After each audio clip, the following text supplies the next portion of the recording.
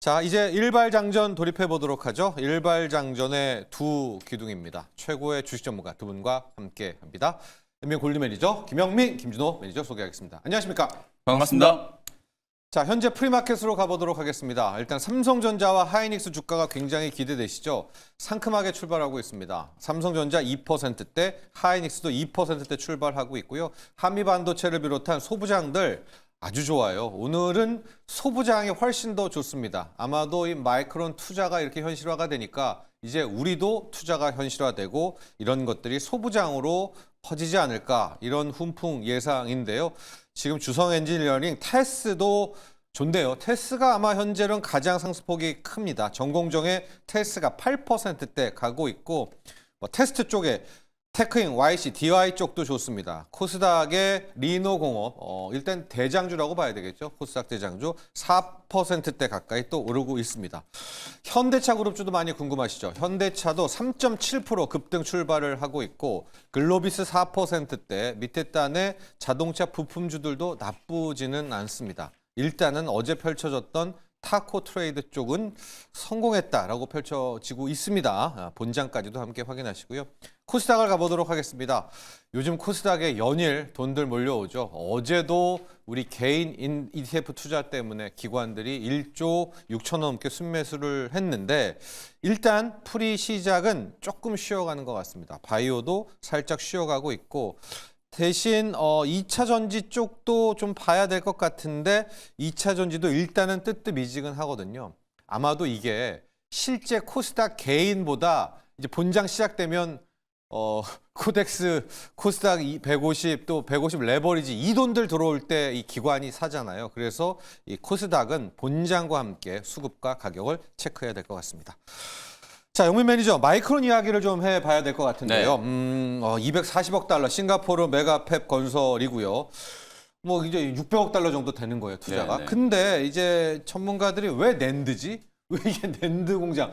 낸드를 굳이 할 게 있습니까, 지금? 사실 뭐 낸드도 어차피 지금 AI 반도체 수요에 있어서 특히 이제 마이크론이 낸드 쪽에 이제 설비가 조금 이제 삼성전자나 약해요? 하이닉스에 비해서 이제 부족하기 때문에 투자를 이제 결정을 했다라고 볼 수 있고 이것 뭐 굳이 낸드 쪽에 투자한다 이쪽에 이제 포커스를 맞추는 것보다는 메모리에 이제 쇼티지가 그만큼 좀 장기화될 수 있는 가능성이 좀 높다. 각 섹터가 다. 그렇죠. 네, 2027년까지 이제 메모리 이제 쇼티지가 이어질 거다라고 이제 마이크론 테크놀로지 이제 CEO가 네. 강력하게 이제 얘기를 하면서 다만 이게 이제 싱가포르에 240억 달러 투자해가지고 메가팹 짓는 게 이 쇼티지의 해결책이 되진 않아요. 왜냐하면 쇼티지는 2027년까지 이어질 거라고 보는데 네. 실제로 지금 공장 짓기 시작해가지고 이제 웨이퍼 생산 기준으로 봤을 때 2028년이나 돼야 생산을 할 수 있거든요.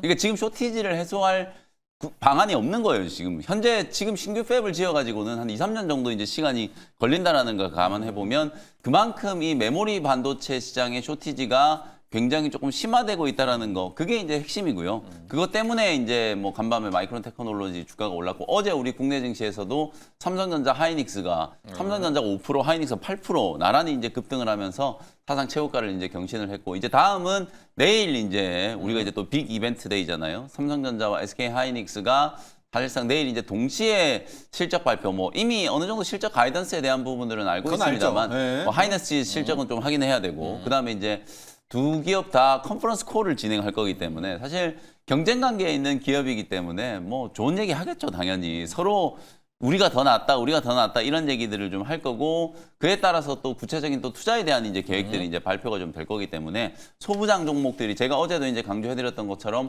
사실상 이제 반도체 소부장 종목들이 어찌 보면은 그동안에는 이제 삼성전자 하이닉스 주가와 동행하지를 못했었잖아요. 네. 그 부분을 제가 이제 코스닥 시장이 이제 거래 대금이 이제 들어오기 시작하고 코스닥 시장이 이제 활성화되기 시작하면은 반도체 소부장 종목들도 무조건 시세가 나온다. 이런 말씀을 좀 드리면서 전후 공정의 핵심적인 이제 수혜주들을 좀 꼭 보셔야 된다라는 말씀 많이 드렸거든요.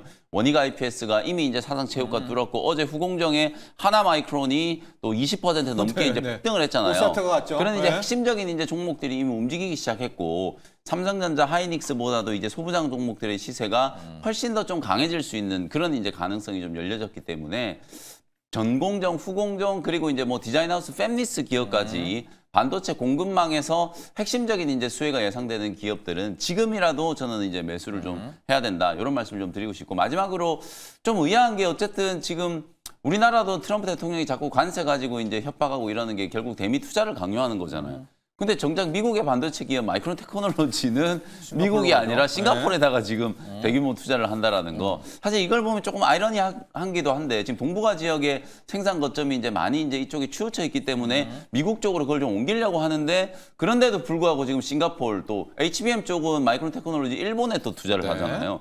그런 부분들을 감안하면 사실상 이제 우리나라의 삼성전자나 SK 하이닉스도 이 대미 투자를 할 때는 조금 또 고민되는 지점이 좀 있지 않겠는가. 아마 그 부분에 대한 해답도 내일 이제 컨퍼런스 콜을 통해서 미국에 대한 이제 투자 그리고 이제 국내 용인 반도체 클러스터를 중심으로 한 투자가 어떻게 이제 진행될 것인지 특히 올해 이제 캐펙스에 대한 부분이 이제 구체적으로 공개가 좀 될 거기 때문에 반도체 기업 투자하시는 분들은 그 부분을 가장 좀 중점을 좀 놓고 확인을 해보시면 되겠습니다. 네, 자 그래서요 오늘 아마도 이제 반도체 투톱 외에 소부장 쪽에서 좀 큰 기대를 걸어볼 만할 것 같습니다. 그래서 뭐 오늘 좀 노려올 만한 종목들 우리 준호 매니저, 영민 매니저 하나씩 받아보도록 할 텐데요. 준호 매니저 이제 SK 하이닉스, 삼성전자 외에 오늘의 소부장의 주인공 좀 한번 예측해 보도록 할게요. 일단 시장은 약간 낸드가 묻어 있어서 그러고요. 테스가 지금 10.11%씩 급등하고 있고 CXL도 그러니까 새로운 어떤 또 메모리 반도체 파워죠. 네오셈이 한 14% 정도 급등하면서 다 좋은데 이 둘이 좀 확 눈에 들어오고 있거든요.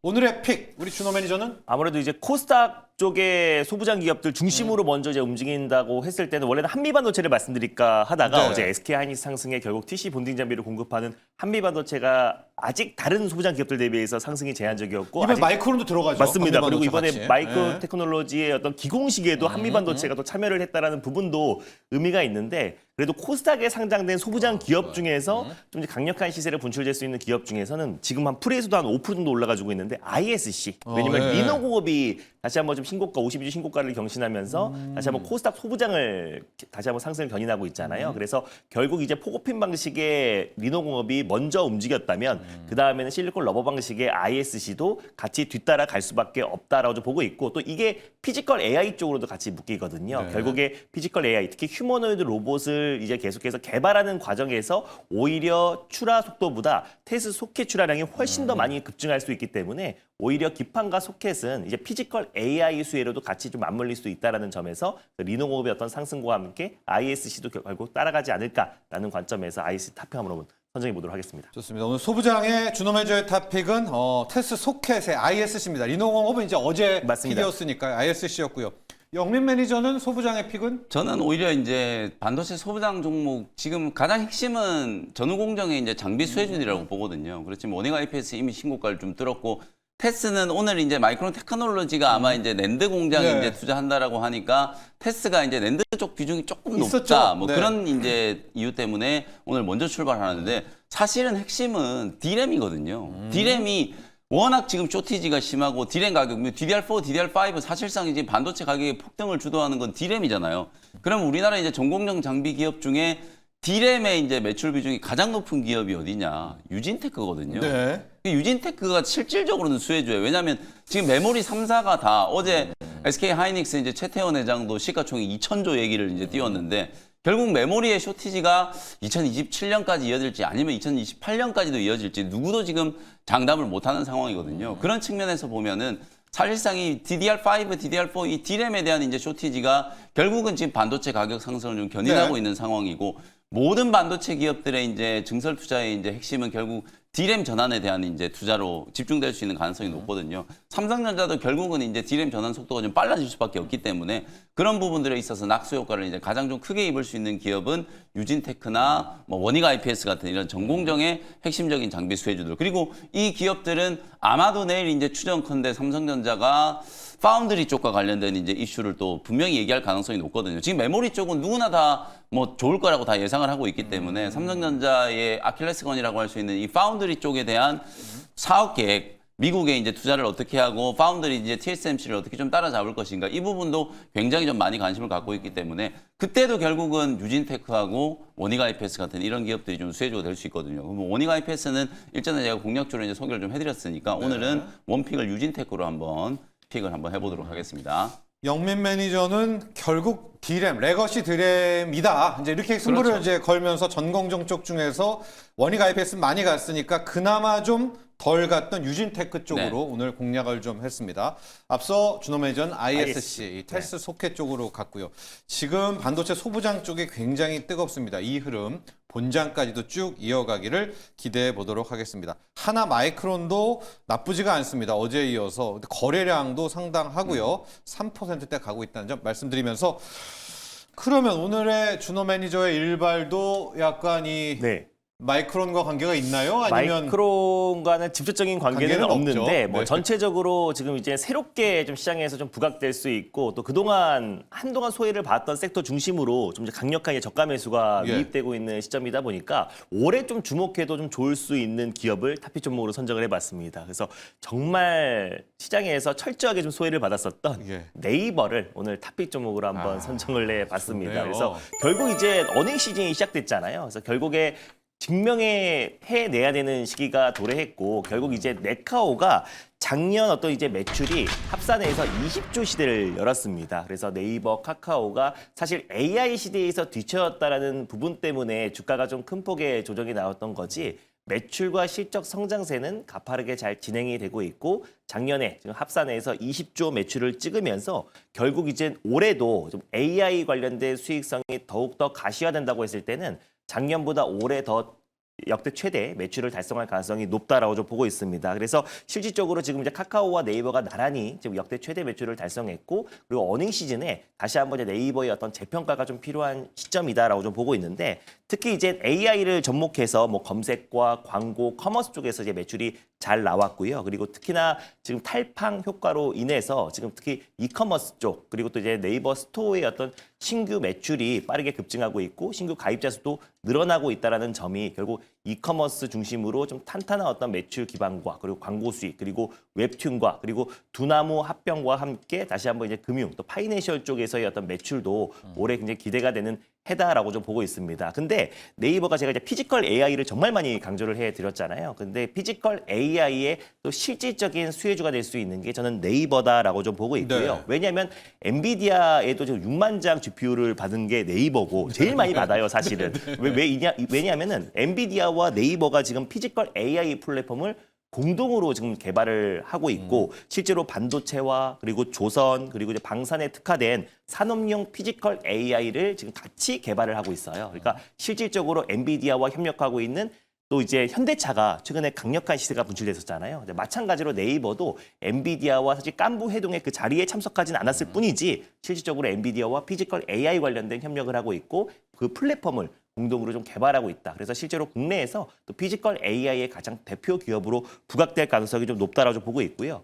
거기에다가 휴머노이드 로봇도 사실 삼성보다 먼저 개발을 뛰어들었어요. 그래서 MIT와 공동으로 휴머노이드 로봇을 지금 개발을 착수했고 이미 지금 기능 테스트가 돌입한 상태이다 보니까 예. 다양한 로봇 포트폴리오를 가지고 있다고 보시면 될 것 같습니다. 대표적으로 네이버 랩스에서 현재 가지고 있는 로봇이 자율 이동 로봇 루키가 있고요. 그리고 산업용 자율주행 로봇인 가로와 세로가 있고 그리고 무인 자율주행 셔틀인 알트비 등 다양한 이제 모델을 보유하고 있어서 예. 사실 이제 피지컬 AI 그리고 휴머노이드 로봇과 자율주행 관련 플랫폼 사업을 영위하고 있는 기업이고 엔비디아와 같이 협력해서 지금 피지컬 AI 플랫폼을 공동 개발하고 있다는 점이 사실 국내에서 가장 대표하는 피지컬 AI 수혜 기업이 되지 않을까라고 좀 보고 있고 이번에 국가대표 AI에서는 네이버가 탈락했잖아요. 네. 그럼에도 불구하고 지금 이제 국가 사업인 피지컬 AI 전용 모델은 또 네이버가 만들어요. 그래서 결국 국가대표 AI에는 탈락했지만 결국 이제 국가 사업의 피지컬 AI 플랫폼은 결국 네이버가 담당하고 있다는 점도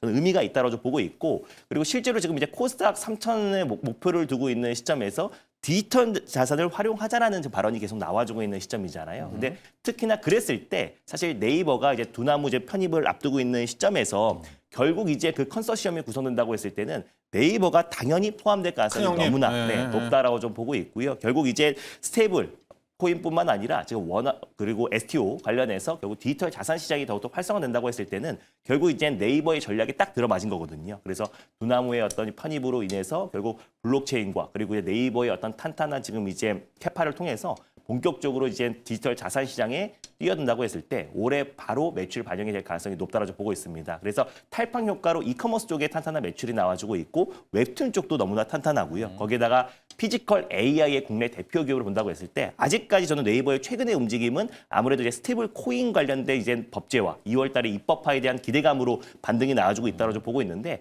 피지컬 AI 기업으로서는 아직까지 평가를 박하게 받았던 것 같아요. 맞아요. 그래서 네. 저는 네이버가 다시 한번 피지컬 AI 기업으로서의 어떤 선도 기업, 특히 플랫폼 기업으로서 엔비디아와 같이 공동 개발하고 있다는 점이 부각됐을 때는 저는 충분히 추가적인 상승 여력이 있고 실적은 너무나 탄탄하다라는 그렇죠. 점에서 오늘 네이버를 탑픽점으로 선정해봤습니다. 자, 오늘 준호 매니저는 네이버로 일발을 향했습니다. 여러분, 작년 1년 동안 우리 개인 투자자가 가장 많이 산 종목 매수, 맞습니다. 순매수 1위 종목이 뭔 줄 아십니까? 바로 네이버입니다. 그래서도 안타까운 또 그런 결과가 나왔었는데 그런 것 같아요. 우리 인간도 좀 이게 막다른 골목에 가고 절박해야 막 맞습니다. 할 텐데 네이버는 네이버 쇼핑으로 돈을 워낙 잘 버니까 그렇죠. 좀 이 AI 쪽에 절박하진 않는 것 같습니다. 그러나 이번에 탈락되면서 네. 달라진 모습을 보인다. 맞아요. 좋습니다. 그리고 피지컬 AI 쪽으로는 네. 우리가 한번 다시 볼 필요가 있다. 가야 된다. 네. 네. 가격적 해볼게요. 가격 전략은 일단 21년도 7월달 우리가 이제 코로나 때 정말 신고가를 거의 50만 원 가까이 찍었었는데 이제 20만 원대까지 거의 반토막 가까이 조정이 나와줬잖아요. 그래서 AI 열풍에 철저히 소외됐지만 피지컬 AI에는 중심에 있다라는 점이 가장 핵심이다라고 보시면 될 것 같습니다. 실적도 너무나 좋고 올해도 역대 최대 매출이 기대가 된다라는 점에서 일단 매수가는 전일 종가였던 28만 1,500원을 일단 매수가로 한번 잡아보도록 하겠고요. 그리고 이제 목표가는 33만 8천 원, 그리고 손절가는 24만 원을 말씀드려보도록 하겠습니다. 자, 오늘 준호 매니저의 일발은 네이버였습니다. 유튜브에 올라온 글들 좀 읽어드릴까요? 우리 K-J님이 오늘 프리마켓은 일단 반도체가 주도하고 있네요 해주셨고요.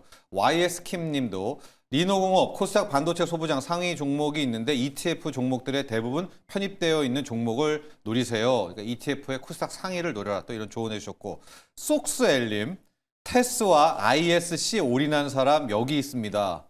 속스엘이니까 속스엘도 하셨다는 거 아닙니까? 그럼 네. 얼마를 지금 벌고 계시는 겁니까? 최근에 필반나 때문에. 랜드스카이님도 안녕하세요 앵커님, 영민 준호 매니저님, 반도체 소부장이 잘 가니까 좋습니다. 또 한미 반도체 탄탄합니다. 지금 소부장에 대한 이야기들 쭉 올려주셨습니다. 특히 오늘 좀 저희가 수급을 기대하는 게요, 영민 매니저. 간밤에 달러가 완전히 그렇습니다. 무너졌습니다. 네. 중요한 인덱스 지지선이 96이 깨져서 95까지 내려왔고 우리 지금 1,430원대죠? 그렇죠. 네.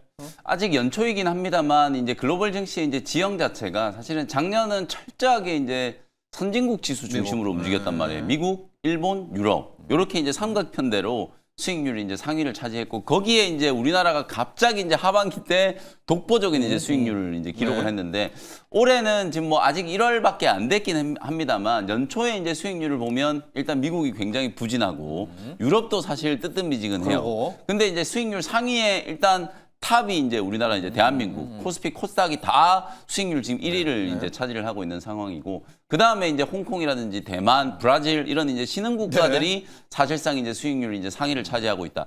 저는 이게 달러 약세와 무관하지 않다라고 보거든요. 네. 사실 신흥국 시장에 그렇죠. 계속해서 이제 자금 유입이 가능할 수 있고 작년에 또 선진국 시장이 워낙 이제 장기 상승 파동과 엄청난 이제 수익률을 좀 기록을 했기 때문에 이제는 조금 더 이제 고수익을 이제 추구하기 위한 신흥국 증시에 이제 자금 유입이 진행되고 있는 과정이다. 이렇게 이제 볼 수 있거든요. 물론 아직까지는 이제 국내 증시에 외국인들이 굉장히 적극적으로 산다라고 볼 수는 없어요. 왜냐하면 지금 항상 우리 시장은 이렇게 폭등 장세는 개인들이 주도하는 거거든요. 어제 우리 앵커님이 잘 지적해 주셨던 것처럼 결국 기관들의 자금도 다 개인 거예요. 그렇죠. 연기금 자금도 우리 거고요.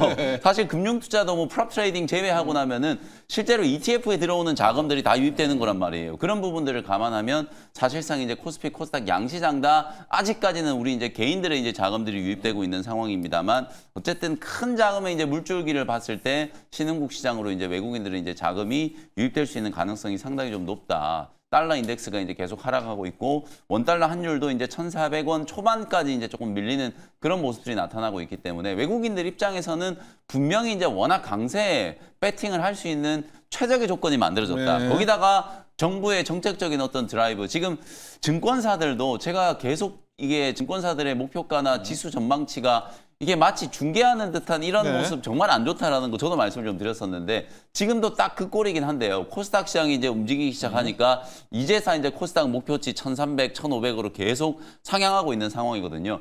그동안에는 철저하게 코스피 지수와 코스피 업종 대표주들 쪽에 우리 기관들의 어떤 그 포커스가 맞춰져 있었다면 삼성전자, 이제는 하이닉스. 코스닥 시장에도 굉장한 이제 관심이 들어오기 시작했다라는 거예요. 저는 그것만 하더라도 상당히 좀 의미 있는 변화고 그래서 제가 1월 내내 여러분들께 삼성전자, 하이닉스 잘 가지만 소부장 종목들 반드시 포트 안에 넣어 놓으셔야 된다. 지수가 움직이기 시작했을 때는 소부장 종목이 없으면 또 소외될 수밖에 없기 때문에 반도체 소부장 계속 강조를 좀 해드렸고 그리고 이제 코스닥 시장 움직일 때 가장 좀 이제 지수와의 연동성이 좀 높은 제약바이오 업종 강조를 많이 해드렸던 거거든요. 실제로 달러 가치가 이제 지금 하락하고 있다라는 건 국내 시장으로 외국인들의 이제 자금이 기조적으로 좀 유입될 온다. 수 있는 가능성에 대한 부분들을 우리가 타진해 볼 수 있는 거기 때문에 그런 부분들을 감안하면 어찌 보면 내부의 지금 유동성 환경도 굉장히 좋은데. 좋고 네. 외부의 외국인 자금까지 이제 유입된다라고 하면 뭐 그야말로 지수가 어디까지 가야 되나 이런 생각을 한번 즐거운 상상을 한번 해볼 수 있을 것 같습니다. 그렇습니다. 이 정도의 달러 인덱스 추락이라면 무조건 이제 신흥국, 특히 우리나라를 올 수밖에 없겠죠. 근데 지금 우리의 고객 예탁금도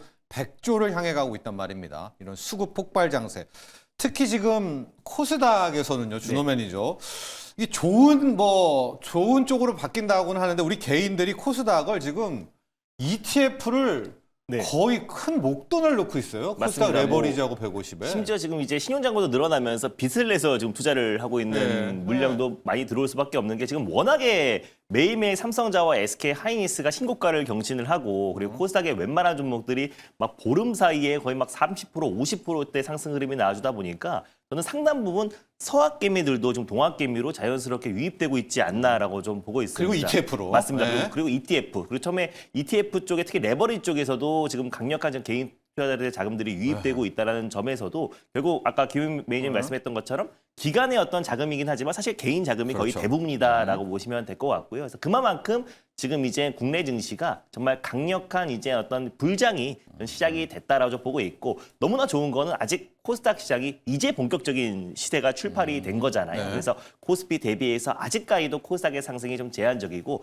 이제 시총 상위 종목들 중심으로 이제 본격적인 좀 출발이 시작된 시점이다 보니까 저는 여전히 코스닥 섹터에서도 매력적인 종목들이 너무나 많다라고 좀 보고 있고요. 그래서 이번 1월 달은 특히나 이제 어닝시 시작된 만큼 실적이 좀 뒷받침되는 그래서 반도체 소부장 기업들이 또 매력적인 게 반도체 소부장 기업들은 또 이제 실적이 좀 탄탄한 기업들이 거의 대부분이잖아요. 네. 그러다 보니까 오히려 그동안 삼성과 SK 하이닉스의 어떤 쏠렸던 수급 자체가 결국 반도체 소부장으로 움직일 수밖에 없고 최근에 2차전지와 반도체 소부장 안에서도 결국 피지컬 AI 중심으로도 강력한 시세가 좀 들어와주고 있는 시점이다 보니까 오히려 이제 반도체 소부장 섹터 중심으로 1월 달은 우리가 이제 신규 매수는 접근하는 게 훨씬 더 안정적이지 않을까 보고 있습니다. 오늘 얘기지만 지금 조금 전에 이제 지금 ETF의 개인들이 구조를 쓸어 담고 있다라고 하잖아요. 제가 사실은 좀 반성하는 게 우리 정부에서 작년 연말에 네. 이 환율 이슈 때문에 서학 개미분들이 미국 주식 팔아가지고 국내로 유입하면은 국내 주식을 사면은 그 준비 이제 중이에요. 양도세 네. 면제해주는 거 그거에 작년 네. 연말에 사실 나왔었잖아요. 그래서 제가 그 얘기가 나왔을 때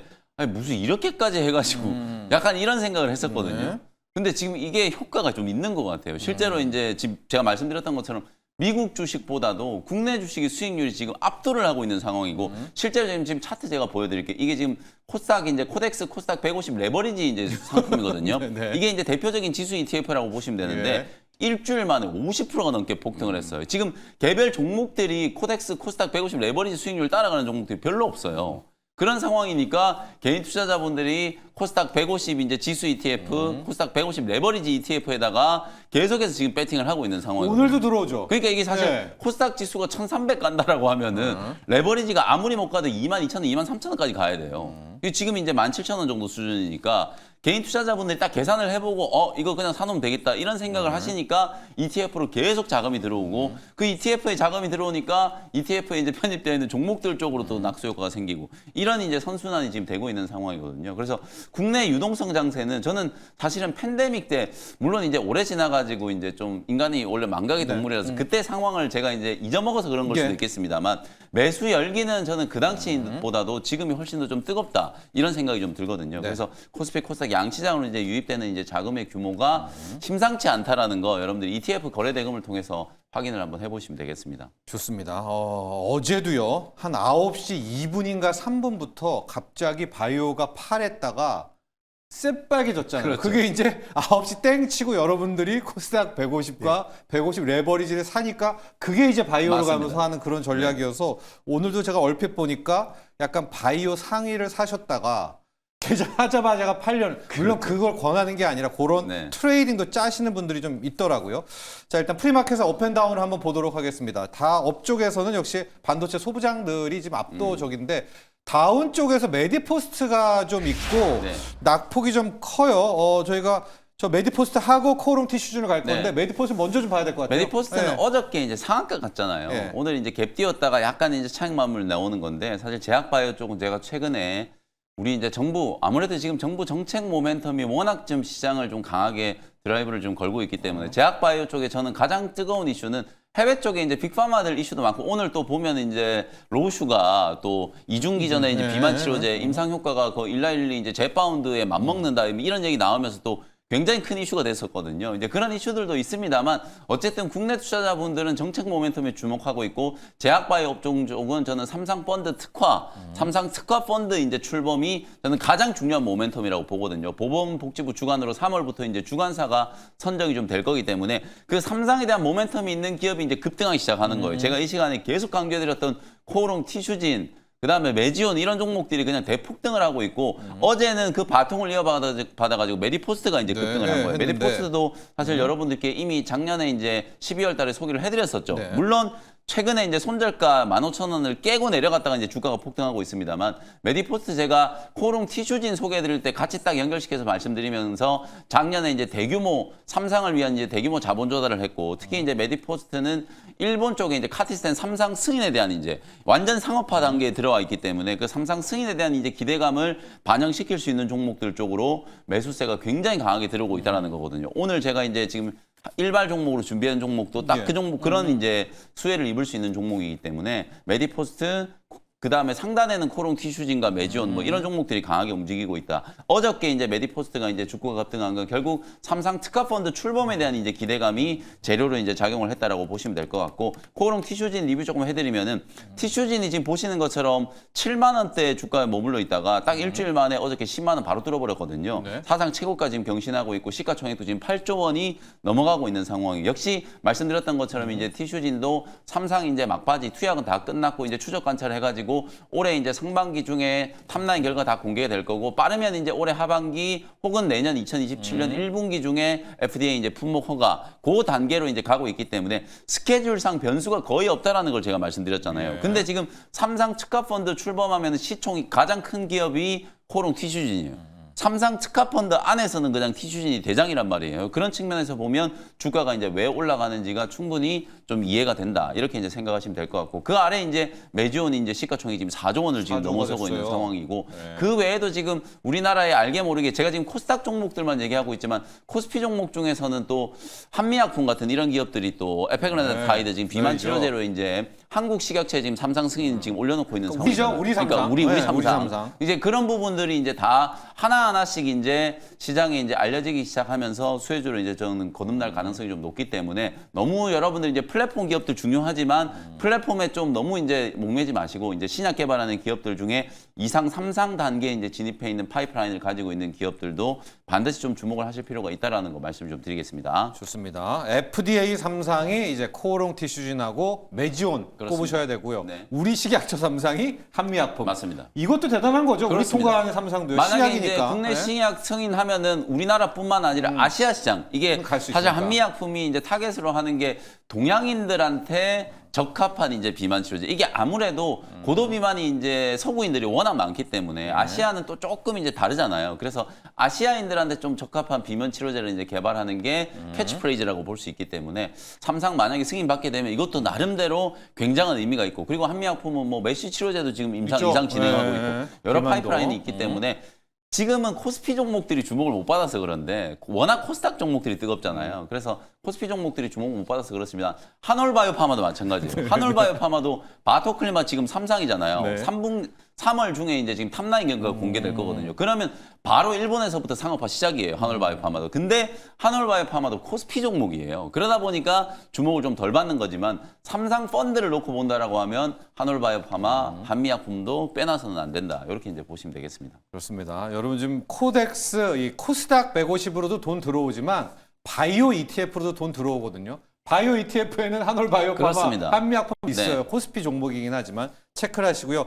자, 지금 프리마켓 한번 통으로 볼까요? 반도체 소부장이기는 하지만 또 현대차를 빼놓을 수는 없거든요. 현대차 그룹주가 3.5%를 또 가고 있으면서 또 가고 있고 레인보우 로보틱스도 1%대이기는 하지만 이제 로봇주 걱정들을 좀 많이 하셔서 현대차도 크게 보면 이제 로봇이었으니까 맞습니다. 준원 매니저와 함께 로봇주 한번 점검하고 LS 일렉트릭 또 어제 무슨 일이 리뷰를 한번 해보도록 할 텐데 네.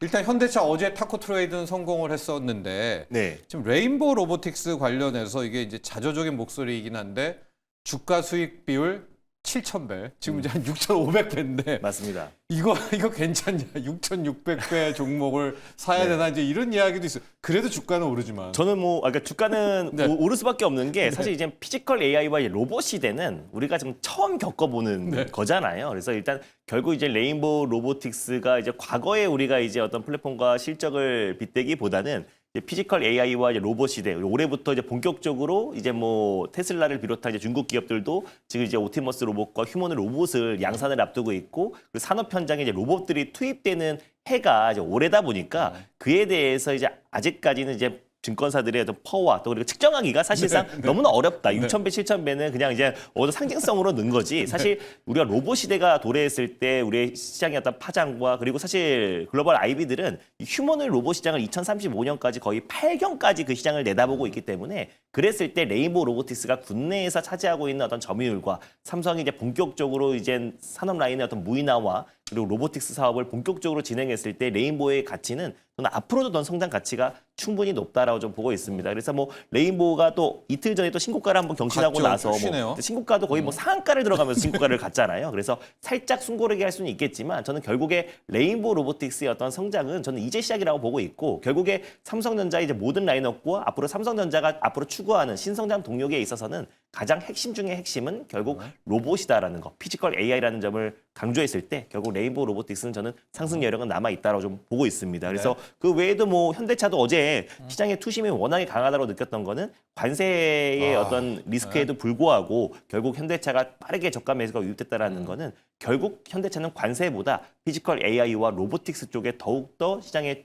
포커싱이 돼 있다라는 반증이고요. 그래서 그리고 또 이번에는 실적 시즌이 시작됐던 상태에서 어제 SK 하이닉스가 시장의 주인공이었다면 또 그 밑단에는 저는 LS 일렉트릭도 충분히 좀 주인공이었다고 보고 LS 있습니다. 일렉트릭도. 그래서 네. 변압기 쪽도 결국 이제 우리가 AI의 어떤 대수남매에 있어 수혜고 우리가 12월 달에 특히 11월, 12월 달에 이제 AI 거품론이 불거졌을 때 그때 SK 하이닉스와 변압기 기업들을 정말 많이 강조를 해드렸었는데 결국 이제 거품론으로 끝났고 결국 AI 투자 그리고 빅테크 기업들 중심으로 정말 수천조의 어떤 AI 인프라 투자가 지금 확대되고 있는 시점이다 보니까 데이터 센터 투자 폭증에 있어서도 변압기 기업들은 수혜를 받을 수밖에 없고 특히 어제 같은 경우는 LS 일렉트릭 실적이 나왔는데 사상 최대 연간 실적이 나왔고 사상 최대 분기 실적이 나왔습니다. 그래서 저는 어차피 변압기 3사가 미국 내에서의 어떤 점유율 자체가 60%가 이상이 넘고 공고한 어떤 독점적인 주의를 계속 이어가고 있고요. 그리고 여전히 변압기 쇼티지 문제가 해결되지 않은 상태잖아요.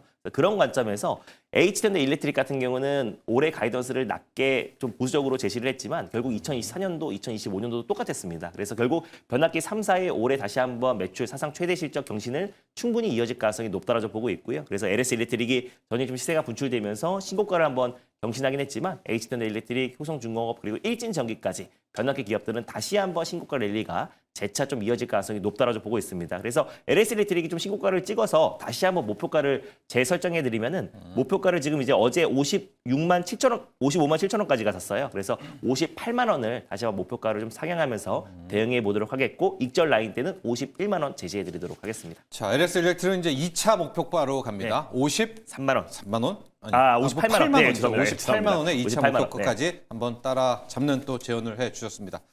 자, 이렇게 프리마켓과 리뷰까지 보도록 하고요. 영민 매니저의 일발장전으로 향하도록 하겠습니다. 오늘의 일발은요?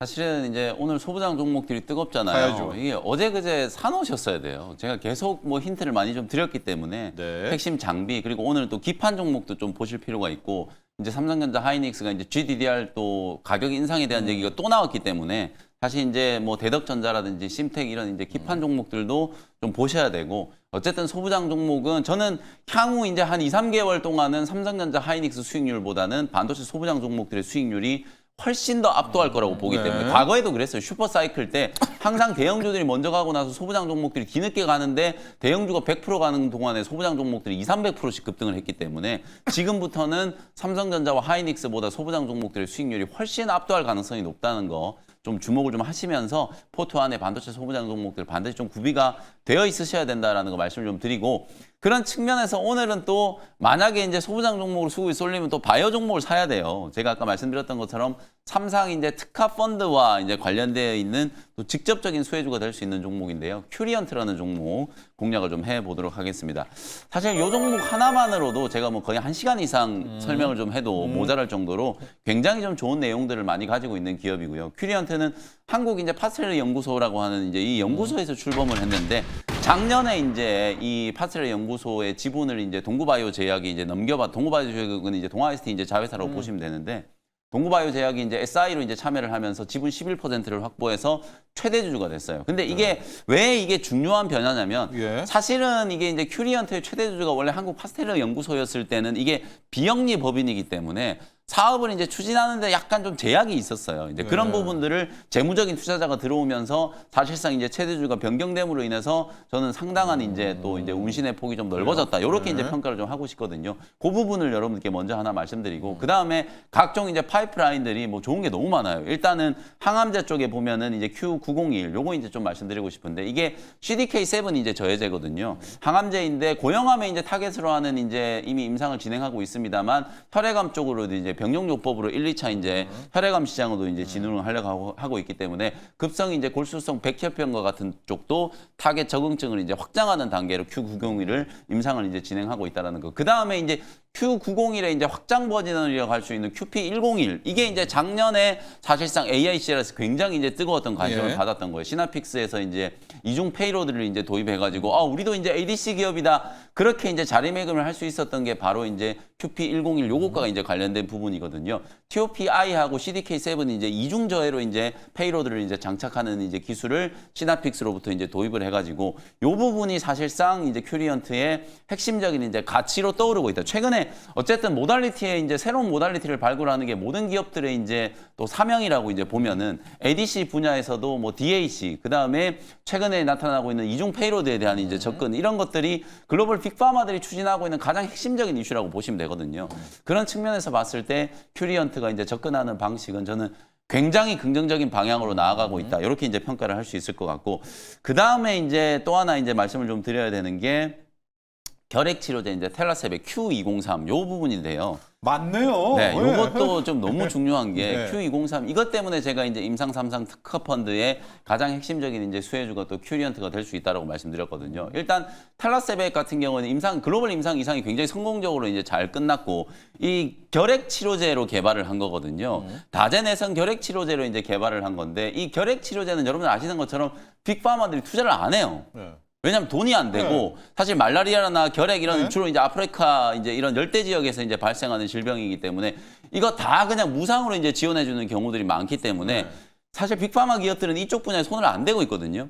근데 사실 이 텔라세백이 임상 3상 이제 해가지고 이미 2024년에 허가 임상에 이제 진입을 한 단계고 빠르면 이제 올해 중에 FDA 이제 신약이 허가를 받을 걸로 이제 예상이 좀 되고 있거든요. 네. 그래서 만약에 이제 Q203이 허가를 받는다면 이게 어떤 중요한 이제 이슈가 있냐면 TB 얼라이언스라고 이게 이제 결핵 이제 단체라고 보시면 돼요. 결핵 치료제를 이제 보급하는 이 TB 얼라이언스하고 이제 같이 투자를 받으면서 공동으로 이제 진행을 하고 있는 건데 만약에 이게 올해 FDA 승인을 받게 되면 PRV라고 하는 거 들어보셨을 거예요. 이게 프라이버티 리뷰 이제 바우처라고 하는 거 우선 심사권 많이 들어보셨죠. 이게 예. FDA가 심사 한번 들어가면 길면 1년이 넘게 걸리거든요. 근데 이 우선 심사권을 가지고 있으면 정말 늦어도 6개월 안에 이제 심사를 해가지고 승인을 받을 수 있는 권리인데 이게 참 재밌는 게 뭐냐면 우선 심사권은 내가 매각을 할 수 있어요. 네. 근데 왜 제가 이제 지금 큐리언트 말씀드리면서 이 우선 심사권을 얘기하냐면 미국 FDA는 이런 이제 뭐 결핵이라든지 말라리아 이런 희귀질환 또 소아 뭐 암이라든지 이런 희귀질환들 있잖아요. 이런 질환들에 대해서는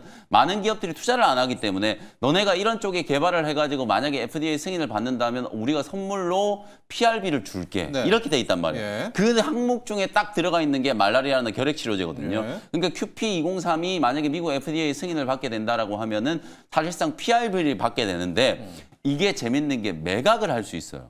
그러니까 지난 3분기 때 머크사의 이제 분기 보고서 공개됐을 때 우리가 뭐 로얄티가 2%밖에 안 됐다 그것만 주목했지만 머크가 그 보고서상에 보면 어떤 내용이 있었냐면 이 PRB를 매각했는데 그 매각 가격이 1억 7,500만 달러였어요. 우리나라 돈으로 따지면 2,500억이거든요.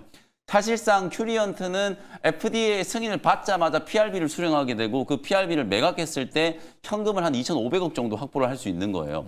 지금 현재도 500억 정도 이제 자금을 가지고 있고 올해 승인 받으면 PRB를 매각하는 데서만 2,500억을 이제 받을 수 있는 거고 그리고 결핵 치료제를 이제 보급함으로 인해서 그걸로 인한 또 판매에 대한 수익도 이제 생각을 해볼 수 있잖아요. 그런 측면에서 보면 사실상 이제 큐리언트는 뭐 그야말로 임상 3상 이제 특화 펀드의 가장 핵심적인 이제 수혜주로 부각될 가능성이 높다. 올해 승인에 대한 여부가 이제 결정될 수 있는 단계까지 이제 올라와 있는 단계이기 때문에 그런 부분들을 좀 주목해 보실 필요가 있지 않나. 뭐 이런 생각에서 큐리언트를 좀 소개를 해드렸고 어제 또 메디포스트가 상한가까지 이제 급등하는 그런 흐름이 나왔기 때문에 제약바이오 진영에서는 3상에 대한 이제 기대감을 좀 반영될 수 있는 종목들 쪽으로 수급이 좀 들어갈 수 있다라는 거 좀 설명 좀 드리겠습니다. 네. 가격 전략 좀 제시를 좀 해드리면은 주가가 3만 원대 근처에서 굉장히 좀 오랜 시간 좀 행보를 좀 하고 있는 상황이거든요. 요 행보 구간을 이용해서 접근을 한다라고 생각. 지금 프리에서 좀 주가가 좀 튀어버렸는데 가격을 제가 정해드릴게요. 3만 1,000원 정도 딱 정해드릴 테니까 그 안에서 매수하는 조건으로 좀 대응을 해가지고 목표가 좀 수정하겠습니다. 3만 8,000원 정도로 이제 목표가 제시를 좀 해드리도록 할 테니까 지금 뭐 올해가 지나고 나면은 현금성 자산을 지금 500억 정도 가지고 있는데 거의 3천억 정도 확보하게 되는 거거든요. ABL 바이오라든지 리가켄 바이오가 다 이런 단계를 통해서 시총 13조, 시총 7조까지 성장을 한 기업들이기 때문에 네. 지금 현재 1조 원대 이제 시가총액이 좀 머무르고 있는 큐리언트는 굉장히 좀 저평가다. 목표가 38,000원, 손절가는 27,000원 정도로 가격 전략 제시해드리도록 하겠습니다. 네, 영민 매니저 일발은 큐리언트입니다. 이제 큐리언트는 삼상이라고 해도 이게 결핵 치료제였기 때문에 마진이 적잖아요. 좀 무시당하고 있는데 영민 매니저는 그 결핵 치료제 삼상도 삼상이지만 그렇습니다. 그때 받게 되는 우선 심사권 그 가치가 그게 핵심입니다. 2,000억, 2,500억이요? 2,500억. 2,500억이 되니까 통과될 때 받게 되는 그 2,500억에 주목하라. PRV에 주목하라. 우선 심사권. 또 그런 접근법을 이야기를 해 주셨습니다. 오늘 일발 큐리언트였었고요. 앞서 준호 매니저의 일발은 네이버. 네이버였습니다. 작년 개인 순매에서 1위 기업. 맞습니다. 이제는 간다. 이제는 간다. 이제는 간다. 오늘도 성공 투자하십시오. 감사합니다. 고맙습니다.